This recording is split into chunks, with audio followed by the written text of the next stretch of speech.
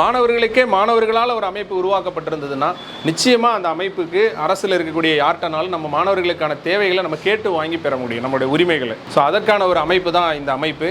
இதை எடுத்து பண்ணும்போது இன்னும் உத்வேகமாக, இன்னும் சந்தோஷமாக இருக்குது.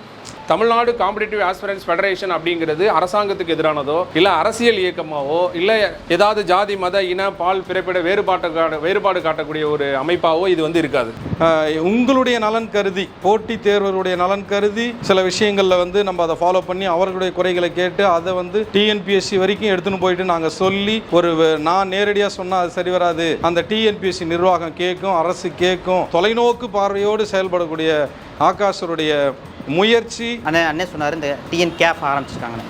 இதோட இதெல்லாம் படித்து பார்த்தேன். இதோடது என்னென்னா என்னால் நான் புரிஞ்சுக்கிட்டது என்னென்னா, அந்த தேர்வு நடத்தும் வாரியம் பார்த்திங்கன்னா செய்யக்கூடிய சின்ன சின்ன தவறுகளையும் அதோட பார்த்திங்கன்னா டிரான்ஸ்பரன்சியை இம்ப்ரூவ் பண்ணுறதுக்காகவும் அதுக்கு முறையான கோரிக்கைகள் வைக்கவும் சட்ட போராட்டம் நடத்தவும் இது உண்மையிலே ரொம்ப வரவேற்கத்தக்க விஷயம்.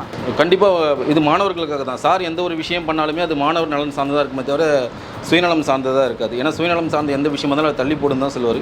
கண்டிப்பாக ஃப்யூச்சரில் இது ஒரு மிகப்பெரிய அமைப்பாக இருக்கும்.